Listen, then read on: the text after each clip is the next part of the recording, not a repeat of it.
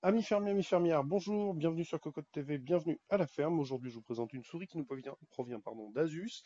Alors, Asus n'est pas forcément toujours le plus prolixe en termes de nouveautés. Ils ne font pas évoluer la gamme des périphériques à la vitesse de l'éclair comme certains autres. C'est normal. C'est un fabricant qui propose avant tout des cartes mères, donc la filiale Asus périphérique ROG euh, comporte quelques périphériques, plus pour satisfaire les aficionados que réellement pour envahir le marché, mais c'est toujours plaisant d'avoir du Asus parce que de manière générale c'est plutôt pertinent et vous allez le voir avec cette ROG Gladius de origine, donc qui dispose d'un nom assez long, mais qui propose quelque chose d'assez intéressant, comme souvent chez Asus et les souris.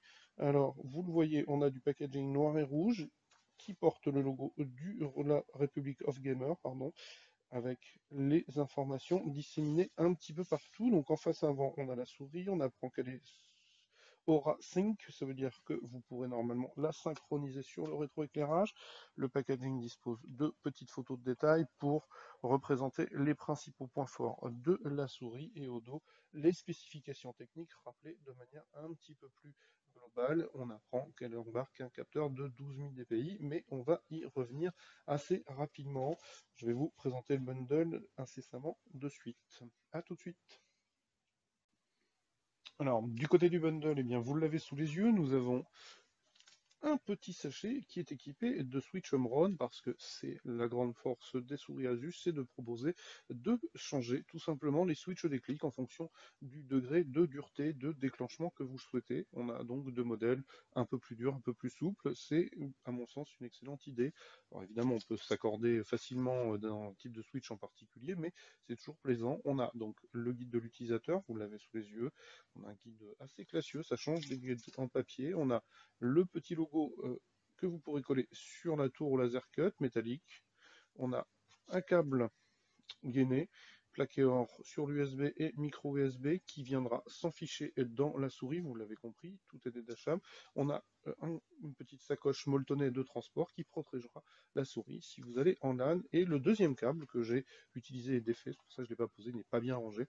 C'est un câble, le même que le précédent, un petit peu plus court, peut être intéressant quand on a un portable, avec donc USB plaqué or vers micro USB plaqué or, mais non gainé cette fois-ci, câble qui dispose du même système, vous allez le voir quand je vais vous présenter la souris. Il y a un point technique assez intéressant de la part d'Asus, donc on va passer de suite à la souris. Voici donc la souris sous vos yeux ébahis. Il s'agit donc toujours de la Gladius, nouveau modèle de Asus. Comme vous le voyez, on a une souris à la coque assez consensuelle. Elle n'est pas sans rappeler une certaine Dessader, c'est évident. Ce qui est sûr et certain, c'est qu'au niveau de la finition, on est plutôt pas mal. Hein, on a quelque chose de propre. Les ébavurages sont globalement précis. Les ajustements, les ébavurages ne sont pas globalement précis, ils sont précis. Ce sont plutôt les ajustements globalement, parce que tout à l'heure, pendant une des prises, j'ai remarqué qu'ici, l'ajustement n'est pas optimal, mais ceci étant, c'est vraiment être tatillon, parce que de manière générale, c'est assez propre. Au niveau des matières, on a quelque chose d'assez sympathique aussi. On est plutôt sur le plastique gunmetal, des parties en caoutchouc souple avec des motifs type Aztec Inca. Le plastique, pardon, le finement granuleux est cantonné à la plaque châssis comme souvent, donc on a quelque chose de plutôt pas mal.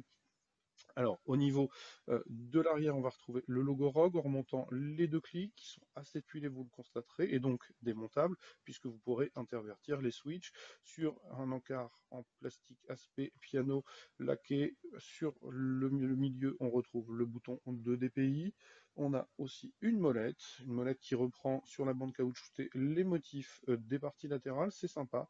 Par contre, la molette n'est à mon sens, pas assez freinée sur l'écran. C'est pas ce qu'il y a de meilleur, mais elle fera le boulot. De manière générale, on a vu mieux. Elle brinque-balle un petit peu de droite et de gauche. Il faudrait que je vérifie si elle est quadridirectionnelle, mais je ne le crois pas.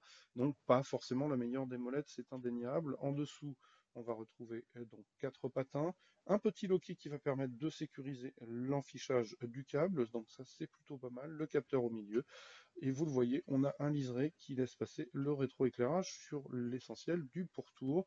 Les parties latérales, je vous l'ai dit, elles sont en caoutchouc. Et sur la partie du pouce, on va retrouver deux boutons placés sous l'arête de façon à multiplier les actions. En face avant, on a des petites stries un petit peu travaillées. Donc c'est une souris qui a fait l'objet d'attention quand même assez intéressante de la part d'Asus. Alors au niveau du capteur, que puis-je vous apprendre? J'ai pas le modèle du capteur, il faudra que je recherche. J'ai déjà commencé à effectuer quelques petites recherches. Il s'agit d'un 12 000 dpi, ça c'est sûr. Pour le reste, les switches sont des home run, je vous l'ai dit. Je n'ai pas la quantité de la puce mémoire embarquée et il faut que je recherche le prix. Donc, ce que je vous propose, c'est de venir lire le test écrit qui paraîtra très très prochainement sur cocoland.com où je vous donnerai les informations manquantes. Ce qui est sûr et certain, en tout cas, c'est qu'en termes de prise en main, on va être sur quelque chose d'assez consensuel, à brûle pour point comme cela, vite et rapidement.